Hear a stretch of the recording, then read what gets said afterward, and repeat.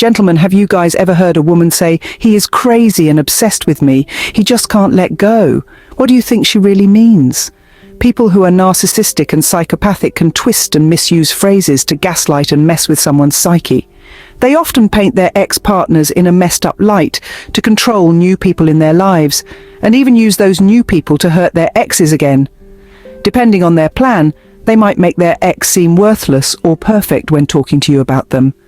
Watch out for these 5 toxic things they might just say on a surface about their past partners, but it means totally different things entirely. Well, let's delve into the psyche of a narcissist, shall we? Number 1, he is crazy and obsessed about me. He can't just let me go. Narcissists have an uncanny knack for twisting reality to suit their narrative, often painting themselves as the irresistible center of attention. So, when a narcissistic woman says her ex is obsessed with her, she's likely spinning a tale to boost her own ego. In translation, picture this. They repeatedly tried to break up with me, and when they finally did, I called them crazy to others so no one would believe what they said about me. At first, they might not have been that into me, but I showered them with attention and affection to get them hooked. After that, I started treating them poorly in subtle ways, pushing their limits until I got the reactions I wanted. I manipulated them, intentionally tried to make them jealous, and kept them working for my approval. I'm fixated on my ex-partners, and I'm the one who stalks and provokes them after the relationship ends. I check on them often and re-enter their lives just to make sure they don't forget me. If they try to warn you about my manipulation, I'll say they're obsessed with me and not trustworthy. Now, she's casting her ex as the obsessed, unable to move on, all to make herself appear more desirable. It's a classic narcissistic move. So, next time you hear such a statement, take it with a grain of salt. The reality is definitely far from what she's portraying, so contrary to what she says, she might just be basking in the idea of being irresistible. Number 2, what about when she says he was so insecure and controlling? What's behind these words? Well, let's dive into the depths of this claim. You see, narcissists have a knack for projecting. They toss their own insecurities onto others like confetti at a parade. Imagine a mirror. The narcissist, standing before it, sees not her own reflection, but the image of her ex-partner. She sees the insecurities that are truly hers, but perceives them as belonging to the person in the mirror. In translation, it means I used to be really possessive and jealous in my past relationship. I would constantly check on my partner and make sure they were completely focused on me and me only. Later on, I intentionally started playing dirty mind games, making them feel uneasy and suspicious.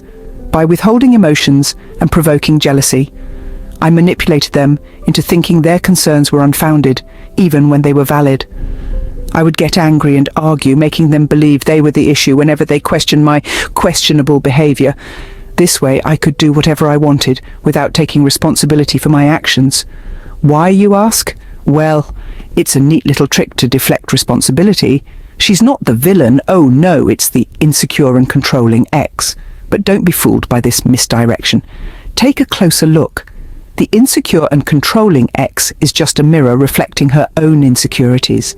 Then at number 3, there's the classic, he cheated on me and betrayed me.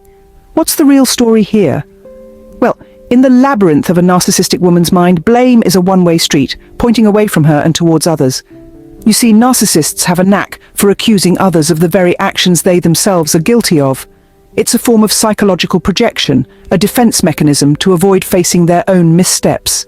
In translation, it means I messed up a lot in my past relationship, being dishonest and hurtful.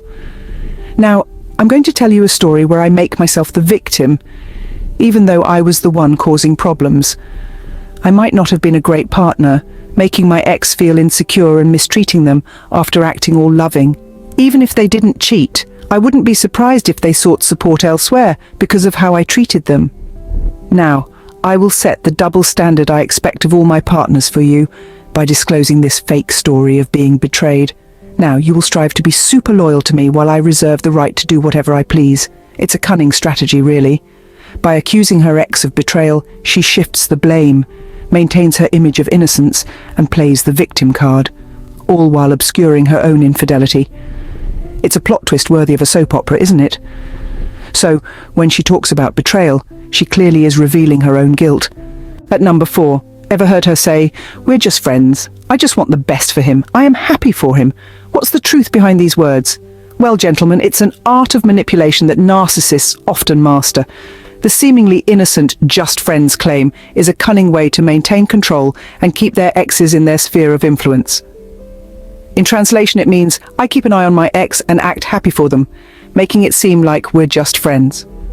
I pretend to support their new relationship and thriving life without me to make you think I'm fine with it. But the truth is, I'm using my ex to make you jealous and using you to make my exes jealous.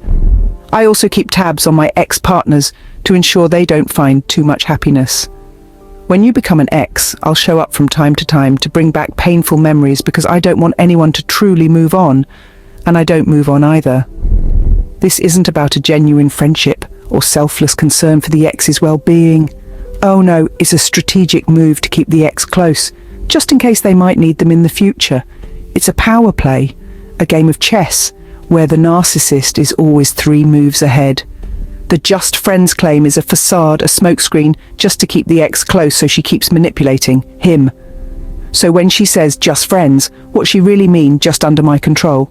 And finally, the dramatic, he was the love of my life, I can't get over him, I'm so broken. What does she really mean? You see, this act is a classic move in the narcissist's playbook. It's the heart-rending wail of the never-quite-healed wound, the echo of a love that supposedly cut too deep. It's designed to elicit sympathy, to draw you in.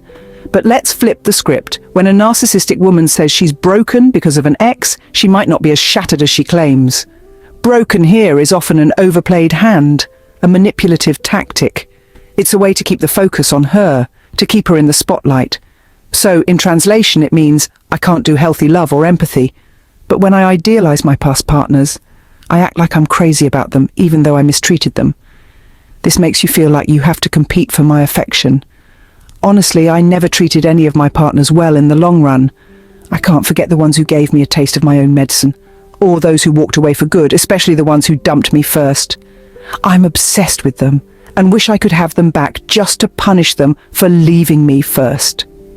She uses her past relationship, not as a genuine source of pain, but as a tool to manipulate the emotions of others. So, when she sounds heartbroken, she is just playing the victim for attention. Gentlemen, these are the 5 toxic signs. See you in our next one. Merry Christmas and stay soulfully synergized.